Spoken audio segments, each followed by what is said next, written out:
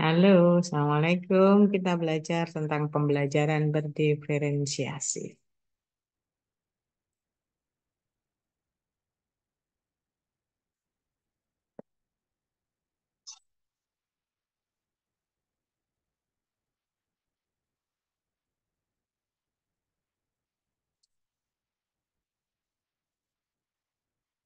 Assalamualaikum warahmatullahi wabarakatuh. Sobat pelatihan yang berbahagia, kita bertemu lagi pada sesi kali ini sebagai kelanjutan dari video sebelumnya.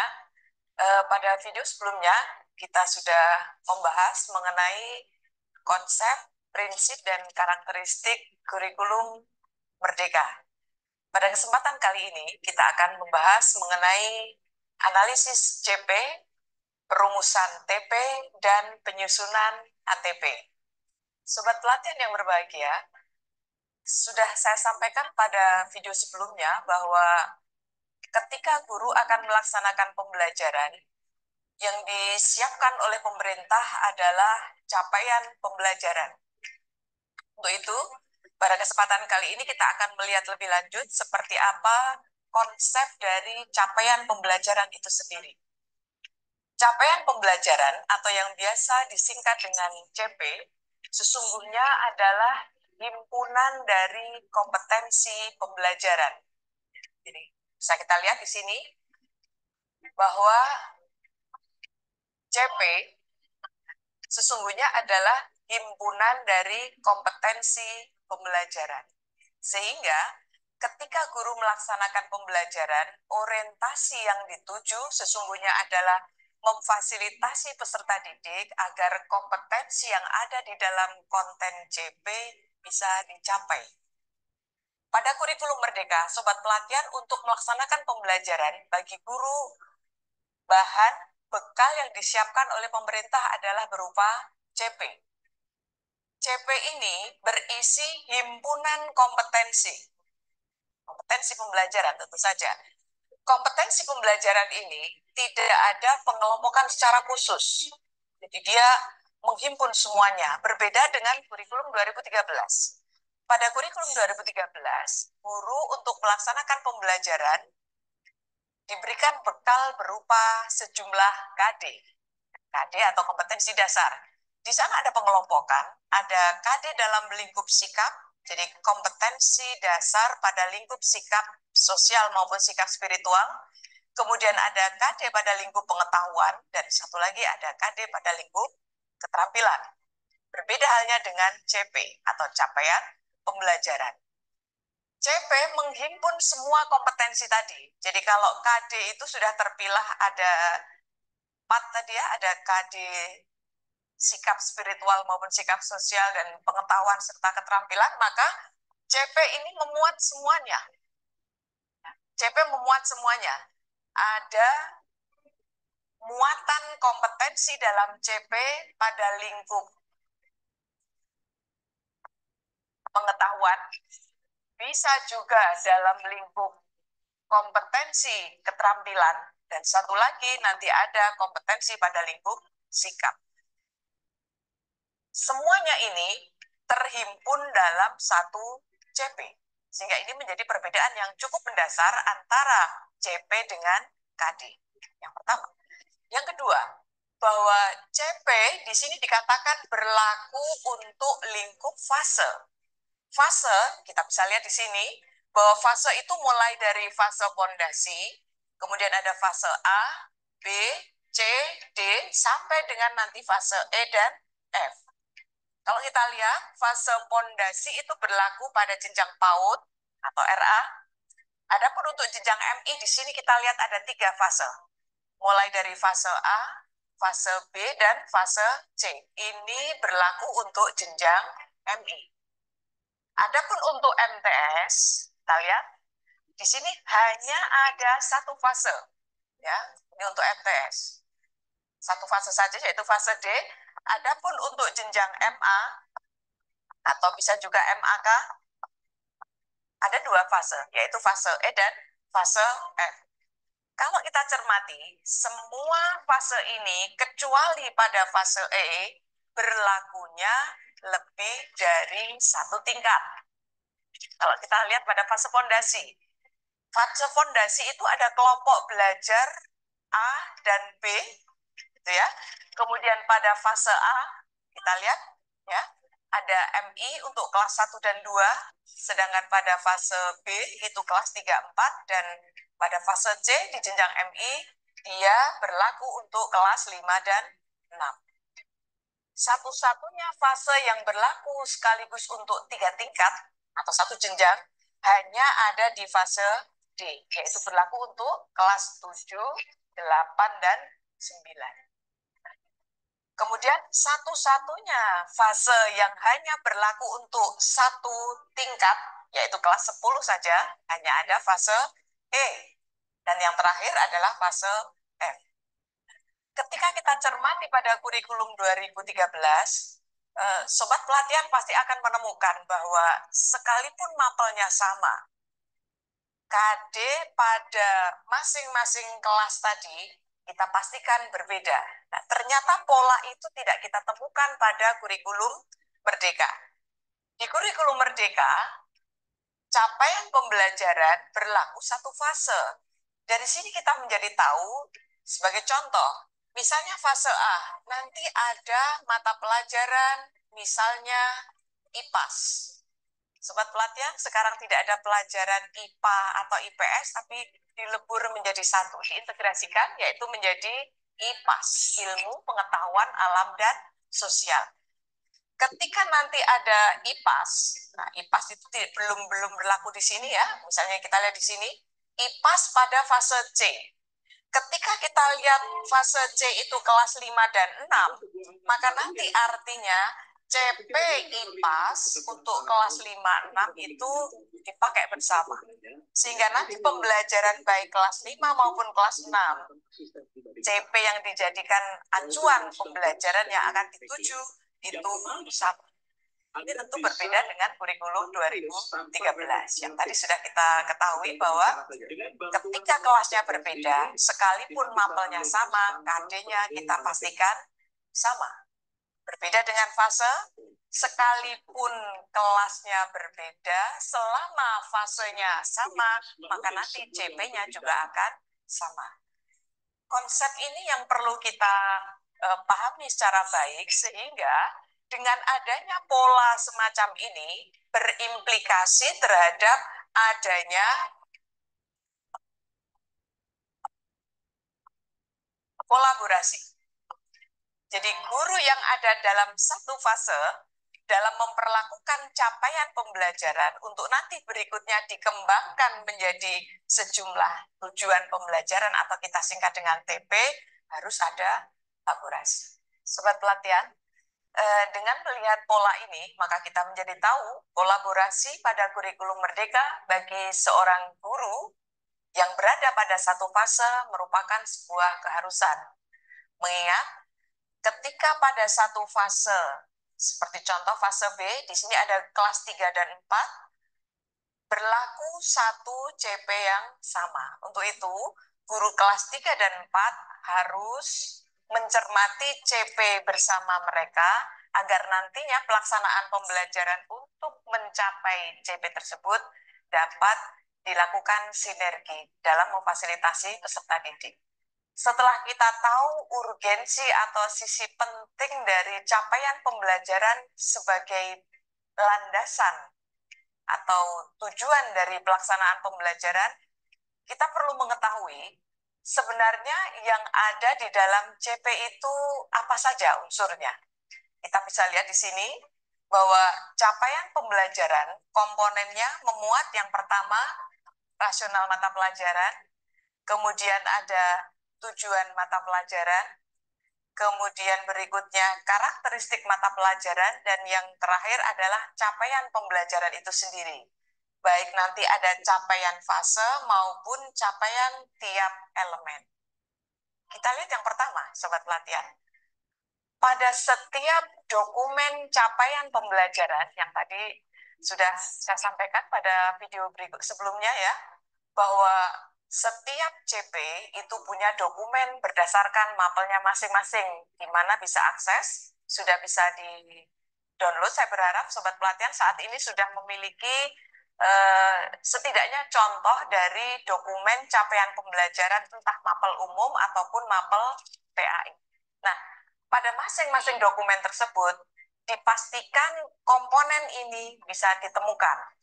Untuk itu, sangat diharapkan bagi guru yang akan menganalisis capaian pembelajaran ini membaca secara cermat terhadap komponen yang ada ini. Sehingga dengan pemahaman terhadap komponen masing-masing CP, nantinya menjadi informasi penting saat guru akan mengembangkan CP menjadi TP. Komponen yang pertama adalah rasional mata pelajaran.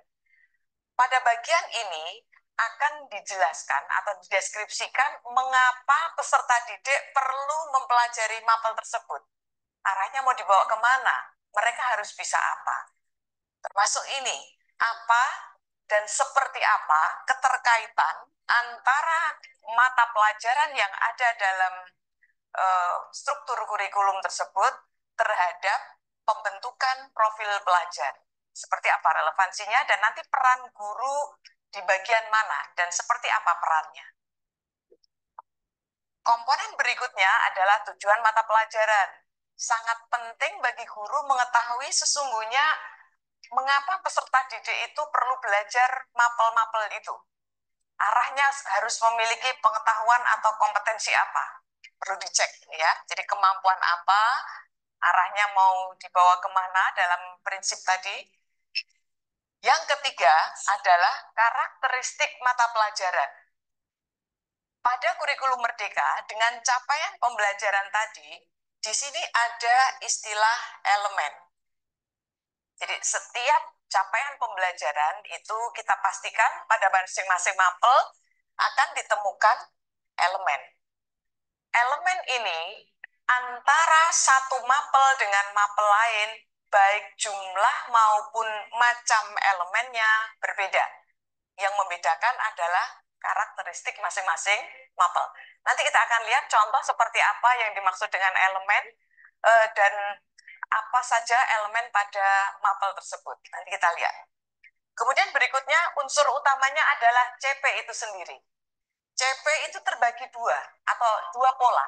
Yang pertama adalah CP untuk satu fase. Jadi ketika tadi ada fase A, maka nanti capaian fasenya akan berbeda dengan CP umum pada fase B. Jadi ada CP keseluruhan. CP keseluruhan ini atau CP fase ini adalah himpunan seluruh kompetensi dan juga nanti ada lingkup materi yang harus dikuasai siswa ketika dia selesai belajar pada satu fase. Berikutnya adalah CP tiap elemen. Di sini tadi kita melihat bahwa setiap CP pasti punya elemen. Nah, masing-masing elemen ini nanti akan ada rumusan capaian pembelajarannya. Dan CP yang ada pada masing-masing elemen itu merupakan rincian dari CP umum. Ini konsep yang harus juga dipahami ketika sobat pelatihan membaca rumusan CP. Baik. Sobat pelatihan, pada kurikulum Merdeka, khususnya pada mapel PAI dan bahasa Arab, terdapat karakteristik yang perlu dipahami terkait dengan CP mapel-mapel PAI dan bahasa Arab tersebut. Ini sangat berbeda dengan rumusan CP pada mapel umum. Letak bedanya setidaknya 3 ini. Jadi nanti kalau sobat pelatihan membandingkan antara dokumen CP mapel umum dengan dokumen CP mapel PAI dan bahasa Arab, yang pertama adalah selalu melakukan dan memperlihatkan adanya penguatan keterampilan abad 21. Karena kalau kita ingat kembali mengenai prinsip dari pembelajaran di kurikulum Merdeka, kurikulum Merdeka ingin memberikan bekal kepada peserta didik agar mereka menjadi pembelajar sepanjang hayat dan nantinya mereka bisa memberikan kontribusi pada masyarakatnya. Maka keterampilan abad 21 menjadi sebuah keniscayaan. Seperti keterampilan untuk memiliki cara berpikir kritis, kemudian mereka juga dilatih untuk bisa mengkomunikasikan pemikirannya, gagasannya, dan seterusnya. Kita tandai nanti bahwa keterampilan abad 21 ditumbuh kembangkan dalam rumusan CP, Mapel PAI, dan Bahasa Arab. Yang kedua, bahwa CP Mapel PAI Bahasa Arab juga memuat atau diorientasikan pada konteks bermasyarakat global, berbangsa, dan bernegara.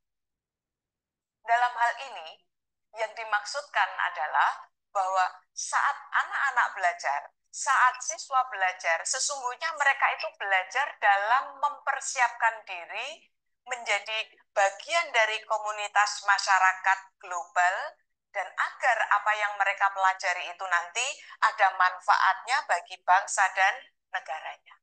Kita tidak ingin mencetak generasi-generasi yang bisa jadi terampil di bidang yang mereka kuasai, mereka memiliki sejumlah pengetahuan, namun semuanya tidak didedikasikan, tidak dipersembahkan bagi bangsanya. Kita ingin siswa di madrasah tidak berperilaku seperti itu. Yang ketiga yaitu berdimensi ukhrawi. Pada materi sebelumnya, Sobat Pelatihan sudah mempelajari bahwa seluruh rangkaian aktivitas pembelajaran dan seluruh rangkaian di madrasah wajib diorientasikan pada dimensi ukhrawi. Tiga karakteristik ini harapannya Sobat Pelatihan pada saat nanti guru mengembangkan atau menyusun dari CP menjadi TP, maka karakteristik ini bukan hanya sekedar menjadi tulisan-tulisan yang indah, namun harus diintegrasikan dan nanti mengawal berlangsungnya setiap aktivitas pembelajaran. Sehingga cita-cita mulia ini bisa kita tumbuh kembangkan meskipun tidak bisa seperti saat kita membalik telapak tangan. Perlu komitmen dari semuanya mengenai ini. Baik, Sobat Pelatihan, kita lihat ada contoh terkait dengan elemen.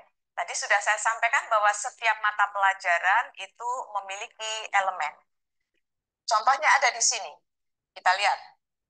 Pada mata pelajaran matematika, CP-nya itu memiliki sejumlah elemen. Di antaranya, supaya lebih jelas, ada elemen bilangan, ada elemen aljabar, ada elemen pengukuran, ada geometri, analisis data, dan peluang. Contoh saja. Jadi nanti apapun pembelajarannya, kalau itu matematika, CP-nya pasti akan bertemu dengan elemen-elemen. Kemudian contoh lagi, pada CP IPA. Kalau IPA kita pastikan tidak akan ada di jenjang MI. Gitu ya, dia ada di jenjang MTS mulainya.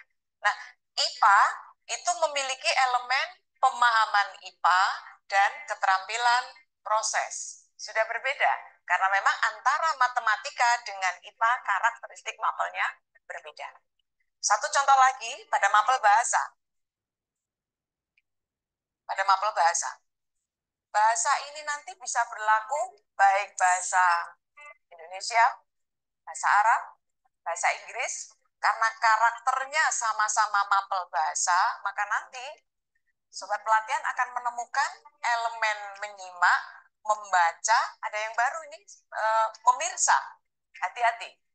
Karena ini ada elemen baru memirsa, saya sangat berharap Sobat Pelatihan nanti mau membaca apa deskripsi dari elemen pemirsa itu. Sehingga nanti ketika merumuskan CP menjadi TP, tidak salah arah.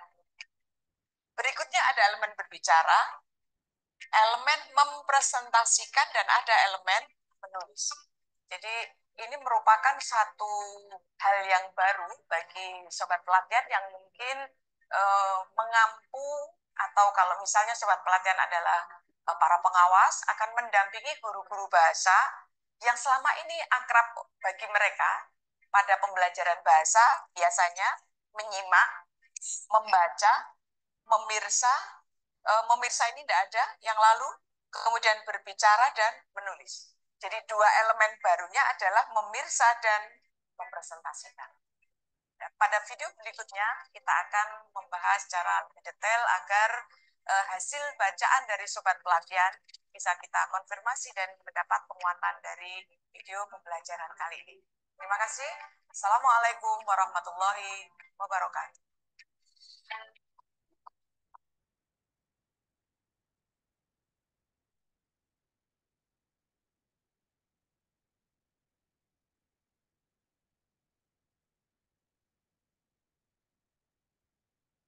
Ya, itu tadi em, pembelajaran dari kurikulum Merdeka, terutama komponen capaian pembelajaran dan karakteristik materi atau mapel pendidikan agama Islam dan bahasa Arab. Semoga bermanfaat. Assalamualaikum warahmatullahi wabarakatuh.